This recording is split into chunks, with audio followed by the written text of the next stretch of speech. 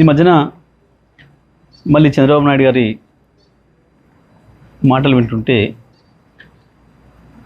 కొన్ని సందర్భాల్లో నవ్వు వస్తుంది, కొన్ని సందర్భాల్లో ఆశ్చర్యం వేస్తుంది.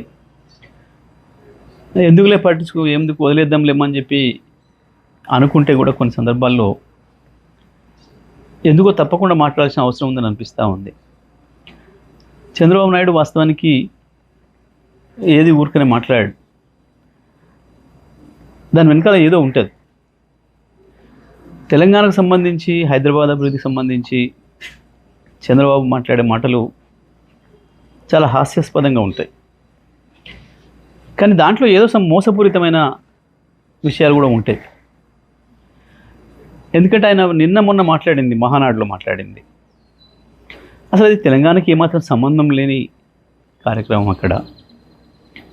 కానీ అక్కడ మళ్ళీ నిన్న మాట్లాడుతూ ఇవాళ భారతదేశంలో తెలంగాణ తలసరి ఆదాయం నెంబర్ 1 ఉంది, కానీ దానికి కారణం నేనే అని మాట్లాడడం. పదే పదే హైదరాబాదు నేనే అభివృద్ధి చేసిన. సరే, ఇవి చెత్త మాటలు లేని కొట్టేద్దామని అనిపిస్తుంది. కానీ ఒక అబద్ధాన్ని 100 సార్లు చెప్తే నిజమని నమ్ముతారు అని ఏదైతే మనం గోబెల్స్ సిద్ధాంతం గురించి మాట్లాడుకుంటున్నామో, గోబెల్స్ కూడా సిగ్గుపడే పద్ధతిలో ఉంటాయి చంద్రబాబు నాయుడు గారి పనులు, మాటలు. వాస్తవానికి చంద్రబాబు నాయుడు గారు సమైక్య ఆంధ్రప్రదేశ్లో పరిపాలన చేసిండ్రు. వారు మొత్తం కలిపి చేసింది 9 సంవత్సరాలు. 2004తోనే చంద్రబాబు నాయుడు గారి చరిత్ర ముగిసిపోయింది. సరే, వారంటే సీనియర్ నాయకుడిగా గౌరవం ఉంటుంది, అది వేరే విషయం. కానీ మాట్లాడే మాటలు విన్నప్పుడు మాత్రం చాలా చిర్రెత్తుకొస్తుంది. తెలంగాణ వాదులు వాళ్ళదైన పద్ధతుల్లో వాళ్ళు స్పందిస్తున్నారు సోషల్ మీడియాలో. మిత్రులు, నిజమే, కొన్నిసార్లు వాళ్ళు పెడుతున్న పదాలు, వాళ్ళు వాడుతున్న పదాలు చూస్తే కూడా కొంచెం బాధ అనిపిస్తుంది. అంత హార్ష్గా ఎందుకు మాట్లాడుతున్నారు మా వాళ్ళు అని. కానీ మీలాంటి వాళ్ళకు అదే సరైందేమో అనే భావన వచ్చేటట్లు ఉంది మీ ప్రవర్తన. ఎందుకంటే 2004లో మీరు దిగిపోయిన నాటికి సమైక్య ఆంధ్రప్రదేశ్ది తలసరి ఆదాయం 25,900, 26,000 లోపు. ఇక ఆ తర్వాత మీకు పరిపాలన సంబంధం లేదు. 2014లో మీరు ఆంధ్రప్రదేశ్ని 5 సంవత్సరాలు పరిపాలించారు.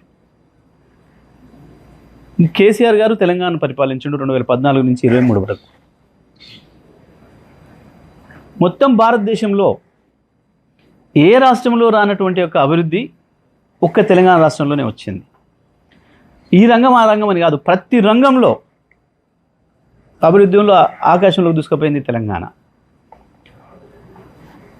5 సంవత్సరాలు మీరు అక్కడ పనిచేసిండ్రు ఆంధ్రప్రదేశ్ ప్రత్యేక ఆంధ్రప్రదేశ్ ముఖ్యమంత్రిగా.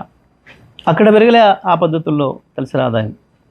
ఒక తెలంగాణనే సమైక్య ఆంధ్రప్రదేశ్ నుంచి విడిపడ్డ నాడు కేవలం 1,12,000 తలసరి ఆదాయం ఉంటే ఇవాళ 3,60,000 వచ్చింది, 3,70,000 వచ్చింది దాదాపు.